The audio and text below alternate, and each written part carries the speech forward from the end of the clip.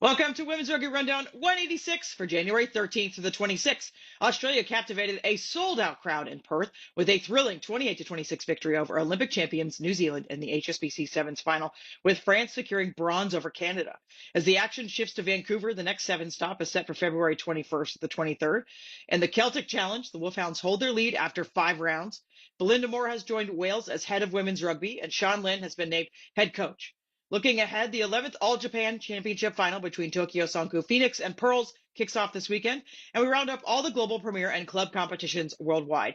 I'm Wendy, and I'm here to bring you the latest in women's rugby. This is your Women's Rugby Rundown, and we're about to kick off. Let's start with some Sevens news. Australia just absolutely thrilled. First time the women's final has been the pinnacle of the evening, and they got it done. They won 28-26 in dramatic fashion over Olympic champions New Zealand in the final, and France took the bronze over Canada. Japan stunned the United States 29-22 in the fifth place match. They secured their best ever tournament finish and climbed to a record 6th in the overall standings. We're officially at the halfway point for HSBC Sevens. We've got to take a look at where we stand. Of course, we've got New Zealand on top, followed by reigning champions Australia with 54, France in third on 48, but we got to skip all the way down. Let's take a look at 8 through 12, because this is really where it gets a little bit interesting. Ireland sits 8th with 17 points. Brazil, China, Fiji, and Spain occupy the bottom 4. So they're potentially heading for a promotion and relegation playoff against the top 4 from the HSBC Sevens Challenger Series that'll be played a little bit later this year. So, of course, we've still got some time to go, but nobody wants to be kind of in that bubble position. Michaela Brake joined an elite group this weekend, those that have surpassed 250 points, becoming only the second woman to achieve this milestone alongside legends like Dan Norton, Perry Baker, Colin Zanirja, and Portia Woodman-Wycliffe. But that's not all the record-breaking this weekend. Talia Costa became the first Brazilian to reach 100 tries in the history of Brazil. We've already got the pools for Vancouver Sevens. February 21st through the 23rd is the next stop. Some pretty balanced pools here. No big surprises, with Australia leading, New Zealand in second, and then, of course, France getting that bronze medal. So you can see where everybody else lays for the next round. 8 teams will vie for the Arab Rugby Sevens Championship title in Egypt in mid-February. Tunisia has won the last 4 events, with Egypt claiming the inaugural event in 2021. Now we'll switch over to 15's news. After 5 rounds of the Celtic Challenge, the Wolfhounds continue to lead the overall standings. Gwalia's in second, Clover's in third, and Edinburgh rounds out the top 4. After the Latin Cup was preserved by the host countries, Spain and Italy, and of course a little bit of help from World Rugby, we now have the fixtures. Saturday, February 1st, we'll have the first match, and then there will be 2 more matches on the following weekend, the 8th. Some good news out of Wales, which we don't often say on this video, but Belinda Moore has joined as head of women's rugby, as well as Sean Lynn has been appointed as head coach of the women's senior side. Sean, of course, comes from the highly successful Gloucester Hart Prairie side and will finish out the season with them, joining Wales ahead of the Six Nations. And of course, Belinda Moore, the former CEO of PWR, is now moving over to Wales as well. She is the interim head of women's rugby at Wales.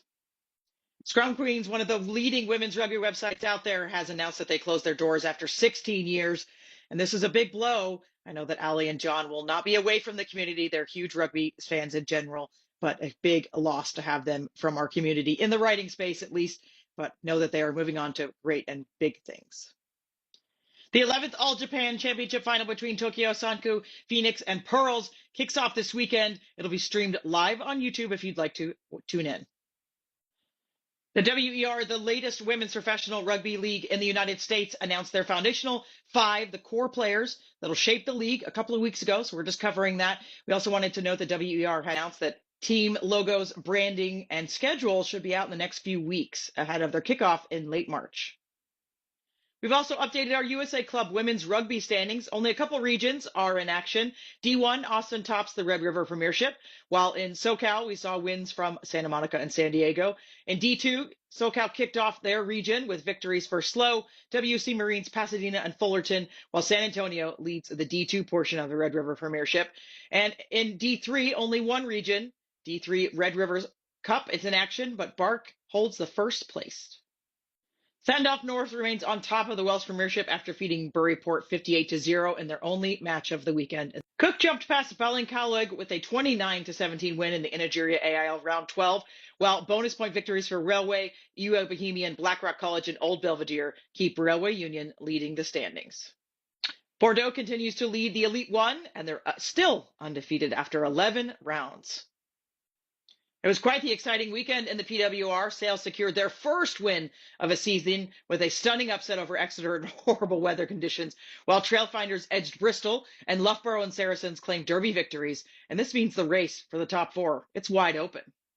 Round 11 of the Nanfung Group Airside Premiership saw Gaiwu Falcons defeat Natty's Ice, while Society General remains still unbeaten at the top. Round 6 of the Iberdrola League was supposed to help us set in the top four, but there was some disruption for weather. We saw one game postponed. But El Salvador leads, Mahajahanda's in second, Sevilla's in third, St. Cugat in fourth with 14 points, and Getchko just behind in fifth, also with 14 points. So maybe we'll get to figure out who the top four are this weekend. Series A Elite saw a shakeup in round 9 as Colorno suffered their first loss, falling 32-7 to Villorba and dropping from first to third, while Valsugana capitalized and claimed the top spot. The Thunderbirds still on top of the Uganda Premiership after round 3, remaining undefeated with a dominant 150-point differential. And part of that is due to Emily Ferrari Lakuru. She scored 7+ tries in 9 Uganda 15s league games since 2022, including a personal best of 12, just one more than her 11 from this past round. Defending South Africa Premier Division champions, the Bull Daisies, opened the 2025 competition with a runaway victory on Saturday, while Sandland Bull and Dames, DHL Western Province, and Border Ladies all secured first-round wins at home. Maya Stewart was on fire as she scored 7 tries in the NSW Warthog's dominant 98-0 win over NSW Pacifica. The team is gearing up for a New Zealand tour against the Hurricanes and Auckland Blues ahead of the Super W starting at the end of February.